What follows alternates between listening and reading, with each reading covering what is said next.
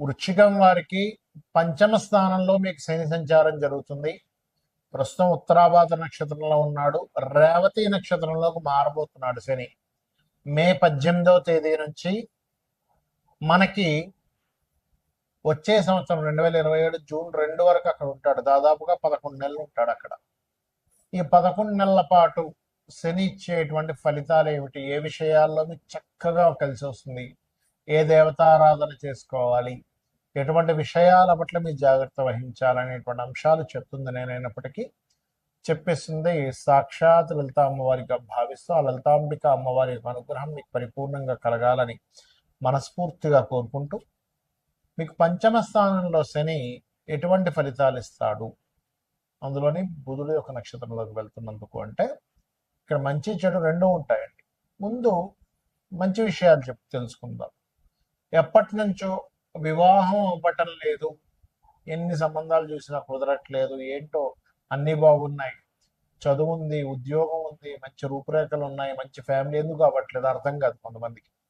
దానికి జన్మజాతకంలో ఆలస్య వివాహ యోగం అని ఉంటుంది, లేదా గోచారం అనుకూలించదు. అలాంటప్పుడు ఇప్పుడుండే గ్రహస్థితి మీకు అనుకూలిస్తుంది. గుర్తుపెట్టుకోండి, బుధుడు రాశుల్లోకి ఎప్పుడైతే శని బుధ నక్షత్రంలోకి ఎప్పుడైతే వెళ్తాడో మీనరాశిలో రేవతి నక్షత్రంలోకి, ఖచ్చితంగా అక్కడ నుంచి పాజిటివ్ స్టార్ట్ అయి తీరుతుంది, అందులో ఎటువంటి డౌట్ లేదు.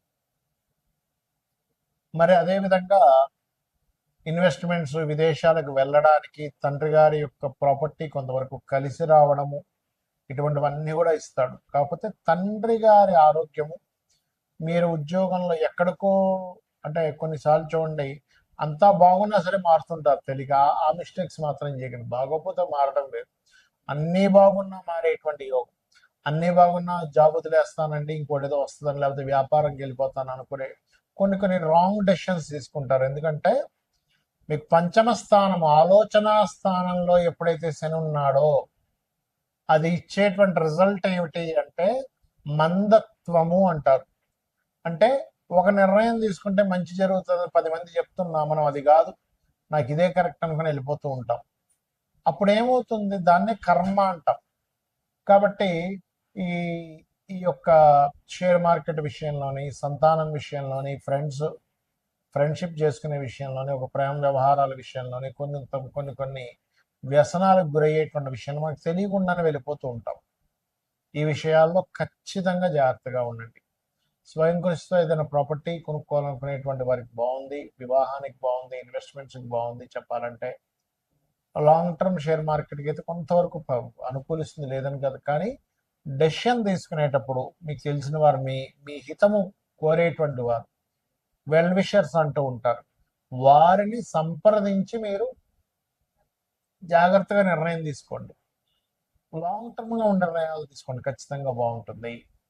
ఇక మీరు సంతానం విషయంలో కొంచెం స్ట్రెస్ ఉంటుంది, శస్త్రచికిత్సలు చేయించుకోవాల్సిన పరిస్థితి, ఐయుఐలు ఐవీఎఫ్లు చేయించుకునేవారు కొంచెం చూసుకొని ఇది సరైన సమయం కాదా అని 4 సార్లు చెక్ చేసుకొని చేయండి. ముఖ్యంగా చండీ పారాయణము, కాలభైరవుడి యొక్క అష్టకం చేయండి, అన్ని విధాలు బాగుంటుంది. మరి దీని యొక్క ప్రభావం ఒక్కొక్కసారి పర్సనల్ చార్ట్లో శని బుధుడు యొక్క మహాదశలు అంతర్దశలు నడిచేటప్పుడు ఎలా ఇస్తాడు, మీ యొక్క లగ్నాన్ని బట్టి, మీ జాతక చక్రంలో శని బుధుల యొక్క పరిస్థితులను బట్టి, శని మహర్దశలో బుధుడు అంతర్దశ, బుధ మహర్దశలో శని అంతర్దశ, దీని మీద కూడా ప్రభావం ఉంటుందండి. ఎప్పుడైనా ఒక గ్రహం ఒక నక్షత్రం మీద వెళ్తున్నప్పుడు అప్పుడు కనుక మీకు ఇక్కడ మనకి గురువర్గ లగ్నాలు, శని వర్గ లగ్నాలు ఉంటాయి. ఆ లగ్నాలను బట్టి మీ యొక్క షోడశ చక్రాల్లో, అంటే మనకి 16 డివిజనల్ చార్ట్స్ అంటారు, వాటిని బట్టి దాని ప్రభావం మారుతూ ఉంటుంది. కాకపోతే ఏదేమైనా కానీ ఏమంటే నాకు జాతకం తెలియదు, ఏమీ తెలియదు, ఏం చేయాలి, ఈ శని బుధుల యొక్క కాంబినేషన్ అనేటువంటిది ఒక రకంగా చెప్పాలంటే ఇది ఫైనాన్షియల్ గ్రోత్ ఇస్తుంది. అయితే ఇండియాకి కూడా కొంతవరకు ఫైనాన్షియల్ గ్రోత్ ఇస్తుంది. అయితే మనం చాలా రోజులుగా చెప్పుకుంటున్నాం, ఒక 8-9 నెలల నుంచి చెప్తూనే ఉన్నాం, యుద్ధాలు పెరుగుతాయి, యుద్ధ సంబంధంగా వాటర్ ప్లేసెస్లో కూడా ఇంకా పెరుగుతాయి అనేటువంటి నీటి ప్రాంతాల్లో. ఎందుకంటే జలరాశులు అని ఉంటాయి, కర్కాటకము, వృశ్చికము, మీనము. ఈ జలరాశుల్లోకి ఎప్పుడైతే శని యొక్క సంచారం జరుగుతూ, మొన్న మనకంతా కూడా కుజుడు కూడా కలిసి ఉండడం, కుజుడు కుంభంలో ఉండి రాహుతో కలవడం, దాని తర్వాత శనితో కలవడం వల్ల జలరాశుల్లో ఉండేటువంటి జల ప్రదేశాల్లో యుద్ధాలు పెరగడం, జలరాశులు ఉండేటువంటి అన్ని దేశాల్లో ఉండేటువంటి కొన్ని నౌకలకు ఇబ్బంది రావడం, అందులో ముఖ్యంగా ఇండియా నౌకలకు కూడా ఇబ్బంది రావడం, ఇవన్నీ చెప్పుకున్నాం మనం. అయితే ఇక్కడ ఏంటంటే బుధుడు యొక్క నక్షత్రాల్లో శని సంచారం జరిగేటప్పుడు ఈ షేర్ మార్కెట్ విషయంలో ప్రధానంగా ఎవరైతే డైలీ ట్రేడ్ చేస్తారో, డైలీ ట్రేడ్ కంటే కూడా లాంగ్ టర్మ్ ట్రేడింగ్ చేసుకోవడం అనేది మంచిది. ఎవరి జన్మజాతక చక్రంలో అయినా బుధగ్రహం గనక బాగుంటే వాళ్ళకి ట్రేడింగ్ లో అద్భుతంగా కలిసి వస్తుంది. గుర్తుపెట్టుకోండి. ఎందుకు? బుధుడు తెలివితేటలకి, ట్రేడింగ్ కి, వీటికి కారకుడు. గుర్తుపెట్టుకోండి. సో ఈ కారకుడైనటువంటి బుధుడు ఎప్పుడైతే బాగున్నాడో, ట్రేడింగ్ అనేటువంటిది ఏమిటి? మనకి ఎప్పుడు మనం ఎంటర్ అవ్వాలి, ఎప్పుడు బై చేయాలి, ఎప్పుడు సెల్ చేయాలి, ఆప్షన్స్ అంటారు, మీకు తెలిసే ఉంటుంది. సో ఆ యొక్క శక్తిని అద్భుతంగా ఇస్తాడు బుధుడు.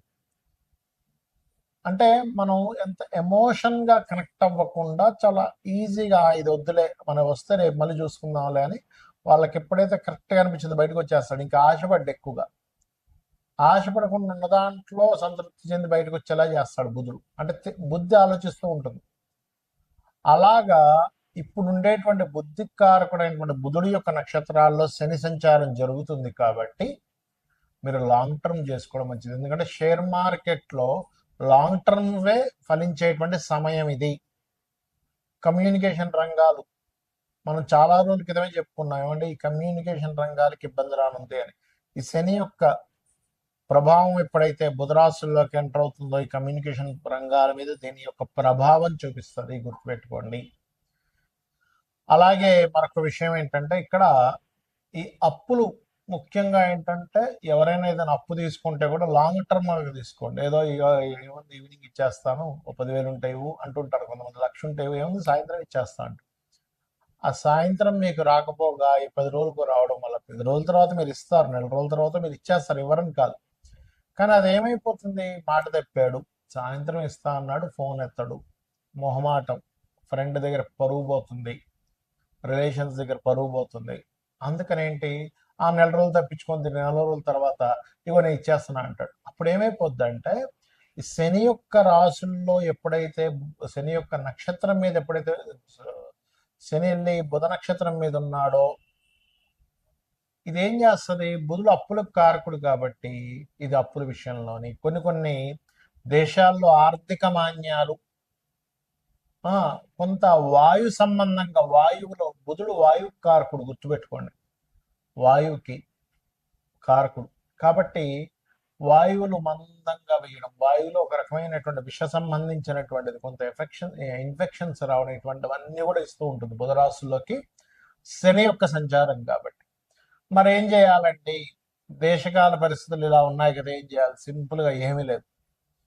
మీరు చండీ వినండి, లేదా విష్ణు సహస్రనామాలు వినండి, చాలు. మీరేమి వేలు లక్షలు ఖర్చు పెట్టేసి ఏదో పూజలు చేసుకోవాలని ఏమి అక్కర్లేదు. మీకు డబ్బులు లేనప్పుడు భగవంతుడు నామస్మరణ చేత, అమ్మవారి యొక్క నామాల్లో ఒక నామం ఉంటుంది, నామ పారాయణ ప్రీత నంద విద్యా నటేశ్వరి అని. అంటే నామాన్ని పారాయణం చేస్తే ఆవిడ ప్రీతి చెందుతుందట. ఆవిడ కనుక ప్రీతి చెందితే మనం రక్షిస్తుంది. ఆవిడ ప్రీతి చెందడం కావాలి, అంతే కదండి. ఇప్పుడు ఒక తల్లి గనక బిడ్డ, అయ్యో నా బిడ్డ అని ఫీల్ అయితే ఆ తల్లే రక్షించుకుంటుంది. కోడైనా చూడండి, కోడి పిల్లల దగ్గరికి వెళ్తే చాలు, కోడి పొడి చేయడానికి వచ్చేస్తుంది, పుల్లైనా పొడి చేస్తుంది. కాబట్టి ఏంటంటే అమ్మవారిని నా తల్లి అనే భావనతో మీరు చేయండి. దేశకాల పరిస్థితుల్లో ఎటువంటి సిచ్యువేషన్స్ వచ్చినా కూడా మీకు ఎటువంటి ఇబ్బంది కలగకుండా ఉంటుంది. ఇంకొకటి, గోవులకి కాస్త గోంగూర బెల్లము ఎక్కువగా తినిపిస్తూ ఉండండి. గుర్తుపెట్టుకోండి, గోంగూర బెల్లం తినిపిస్తూ ఉండండి. కమ్యూనికేషన్స్ ఒకవేళ రేపు పొద్దున ఏదైనా కట్ అయినా కూడా కమ్యూనికేషన్స్ రంగాలకు సంబంధించిన ఏమైనా ఇబ్బందులు వచ్చినా సరే మనం ఎలా సర్వైవ్ అవ్వాలి అనే దాని మీద ఉండండి. ఇంట్లో చిన్న చిన్న ఇన్ఫెక్షన్స్ వచ్చినప్పుడు కొన్ని మనం మెడిసిన్స్ వాడతాం, అటువంటివి కాస్త ఇంట్లో పెట్టుకొని ఉంచుకోండి. ఎప్పుడు కూడా వాస్తు పరంగా కూడా ఇంట్లో ఎక్కువ జబ్బులు వస్తున్నాయంటే ఉత్తరం పాడవడం వల్ల వస్తాయి. గుర్తుపెట్టుకోండి, ఉత్తర ఈశాన్యం ప్రధానంగా. ఉత్తర ఈశాన్యం మృతయే ఔషధాత్కార్యేతు అనేటువంటి నామం ఉంది శాస్త్రాల్లో. కాబట్టి ఉత్తర ఈశాన్యంలో వైట్ కలర్ ఉండేలా చూసి, వైట్ కలర్ స్పేస్ ఎలిమెంట్ కారకం కాబట్టి అక్కడ మీరు చక్కగా మీ యొక్క మెడిసిన్స్ రెగ్యులర్గా వాడేటువంటి మెడిసిన్స్ ఏమైనా అక్కడ పెట్టుకుంటే ఇంట్లో ఉండేటువంటి వారికి జబ్బులు తగ్గుతాయి. ఎందుకంటే వాయుతత్వ నక్షత్రాల్లోకి వాయుతత్వ గ్రహమైనటువంటి మీనరాశిలో జల సంబంధించిన రాశుల్లోకి వచ్చినప్పుడు నీటి ద్వారా వచ్చేటువంటి జబ్బులు, వాయు ద్వారా వచ్చే జబ్బులు పెరుగుతాయి. ఈ వాయు సంబంధించినటువంటి గ్రహాలు ఈ రెండు కూడా. కాబట్టి ఏంటి, ఈ ఫలాలకి సంబంధించిన ముఖ్యంగా మామిడి పళ్ళు పండించేటువంటి వారి తోటలు రేపు తెంపుదాం ఇవాళ ఏముంది బతికిస్తే రేపు ఏదో వరగల్ల వాన రావచ్చు, విపరీతం బాగా ఎండ కొడుతూ విపరీతం వర్షాలు వస్తాయి. మీరు చూస్తూ ఉండండి, ఈ సంవత్సరం 100 సంవత్సరాల వెనక్కి వెళ్ళినా సరే ఇంత రికార్డ్ అయినటువంటి ఎండ రాదు, ఇంత రికార్డ్ అయినటువంటి వర్షము రాదు. అంత రికార్డ్ స్థాయిలో వర్షము ఎండ వస్తాయి, చూసుకొని గుర్తుపెట్టుకోండి. ఎందుకంటే ఈ గ్రహాలు ఏవైతే ఉన్నాయో అన్ని కాలసర్ప యోగంలోకి వెళ్తూ ఈసారి ఉండేటువంటి నవనాయకుల యొక్క స్థితి ఆ రకంగా ఉంది. కాబట్టి ఏంటి, మనకి ఇవన్నీ ఎందుకు చెప్పుకుంటాము, మనం ముందు రక్షింపబడాలి. ఓహో బాగా వర్షాలు పడతాయి అనమాట, ముందుగా తీసేస్తే పని అయిపోద్ది, రేపు ఎల్లుండి వారం తర్వాత చూద్దాం అని బద్దకించొద్దు. ఇంకా సమయం రాలేదు, దట్ ఈస్ డిఫరెంట్ కేసు. ఇంకా పండలేదు పంట, దాన్ని వదిలేయడం అది వేరు. కానీ పంట పండక ముందే తీసేయమని చెప్పట్లేదు. పంట పండిన తర్వాత కూడా నెగ్లిజెన్స్ చెయ్యకూడనటువంటి స్థితులు ఉన్నాయి. ఈ విషయంలో జాగ్రత్తగా ఉండండి. అలాగే బుధవారాలు శనివారాలు అప్పుల విషయంలో చాలా జాగ్రత్తగా ఉండండి. అప్పులు ఎవరికి ఇవ్వడం తీసుకునే విషయంలో బుధ శనివారాలు అవాయిడ్ చేయండి. మంగళవారం కూడా అసలు తీసుకోకూడదు అని చెప్తున్నాను నేను మీకు. అవాయిడ్ చేయండి. బుధ శనివారాలు ఎట్టి పరిస్థితుల్లో blue and green colours avoid చేయండి. ఎందుకంటే కలర్ని ఆశ్రయించి, రంగును ఆశ్రయించి కూడా ఉంటుంది. మీ పర్సనల్ చార్ట్లో బుధుడు బాగున్నాడు, శని బాగున్నాడు, నాకు బ్లూ అండ్ గ్రీన్ కలర్స్ బాగా కలిసి వస్తుంది, దట్ ఈస్ డిఫరెంట్ కేస్. కాబట్టి ఇవి పాటించండి. ఖచ్చితంగా అమ్మవారి అనుగ్రహంతో మీకు బాగుంటుంది, బాగుండాలని మనస్ఫూర్తిగా కోరుకుంటూ శ్రీమాత్రే నమః.